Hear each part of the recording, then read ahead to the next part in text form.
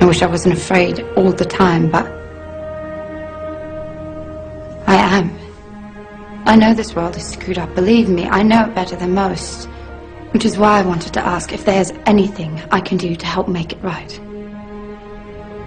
Please let me know. If you wish.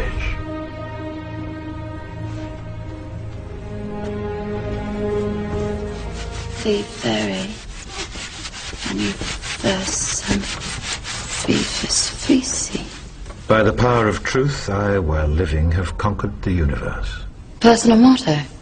From Faust. That's about trying to cheat the devil, isn't it? It is. And speaking of the devil, I was wondering if your offer to help was still standing. Of course. It appears that unforeseen circumstances have accelerated my original plan. As a result, I'm in need of someone with some theatrical skill. I'll do my best. I believe you will. We are consciousness. All that is, has been, and ever will be. There is nothing to fear. Whatever happens, we are always that. Mind fears, because it's programmed to fear. When we're conscious, there's no fear in this. It's a shake of the head. Pathetic. Pathetic. Pathetic. And we need to do this. Compliance. We need to challenge that. Not with violence, not even with aggression. We just need not to fight it. We need to walk away, because without our acquiescence, it cannot survive. You know, when you look at a pyramid, we've been manipulated to believe the power in a pyramid is at the top. It ain't. The top of the pyramid is there because the rest of the pyramid's holding it up. We're holding this whole thing together. There's the story I told many years ago of a British comedian called Larry Grayson, who died. I kind of knew him vaguely, and not closely, but vaguely. And I went to his memorial service in Covent Garden, and this other comedian did this tribute to his life, in which he read out this story that Larry Grayson had told him. When they were going around the variety halls and the theatres in the 60s, they had this all-male show. And Larry Grayson was the only woman in it because he's dressed up as a woman.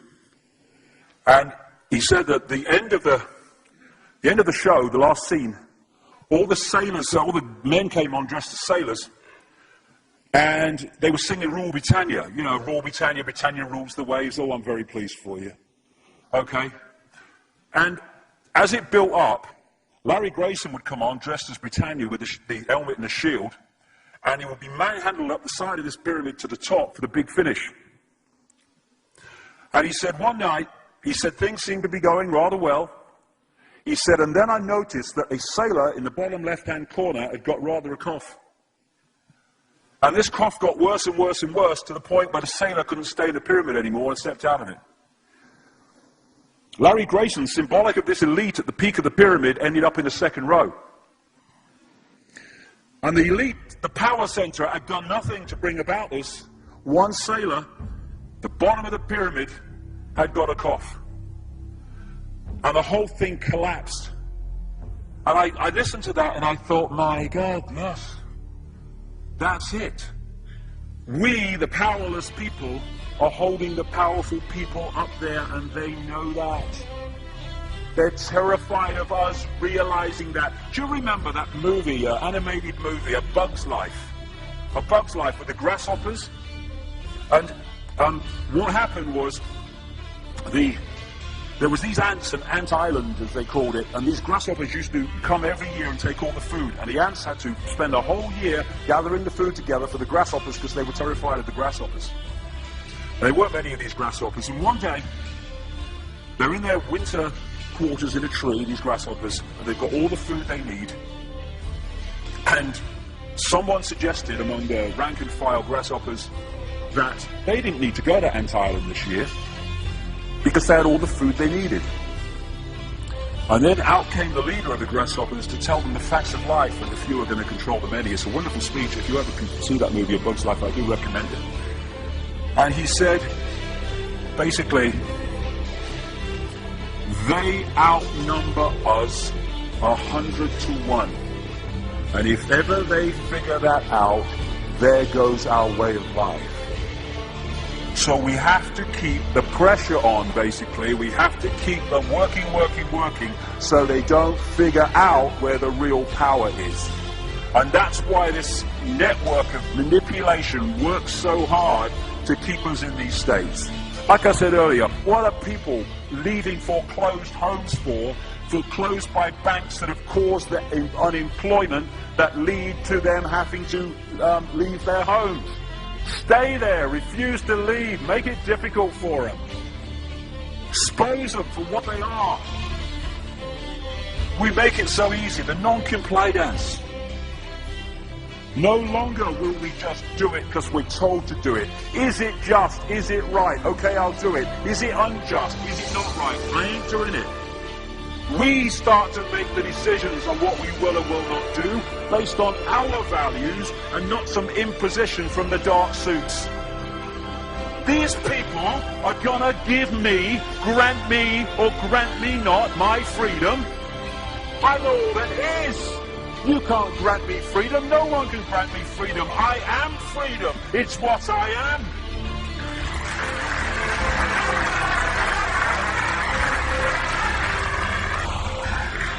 The big question, what would consciousness do? What would consciousness do in this situation?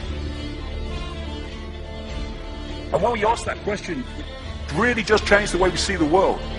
Not what would I do, mind, a little frightened. What would consciousness do? You know, this is a great line. If it's not right, don't do it. If it's not true, don't say it.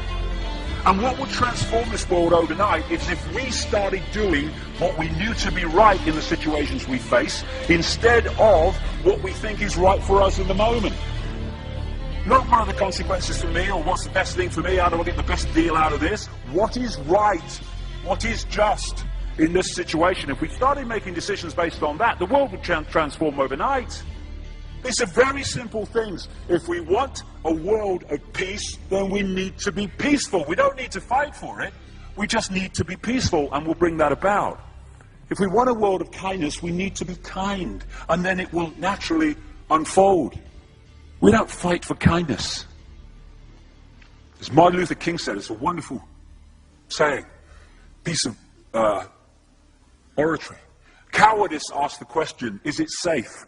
Expediency asks the question, is it politic? Vanity asks the question, is it popular? But consciousness asks the question, is it right? And there comes a time when one must take a position that is neither safe, nor politic, nor popular, but one must take it because it is right. And when enough of us do that, what is right will manifest by definition.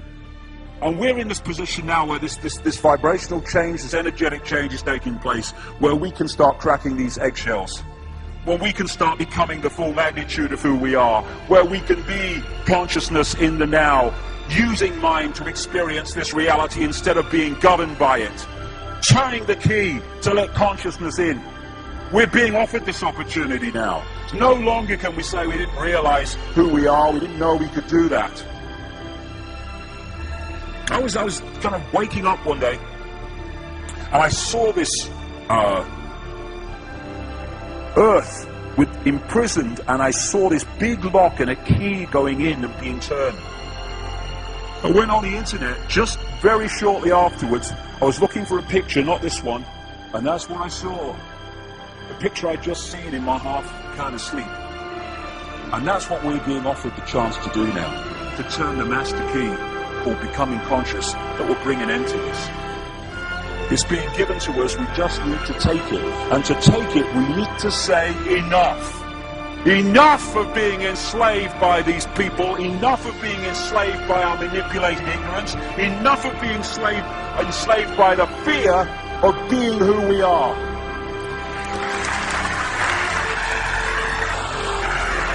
Enough! It is time to fly. It is time to fly. Thank you very much.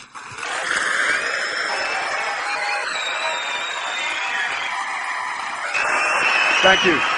Thank you very much. Thank you. Thank you. Thank you.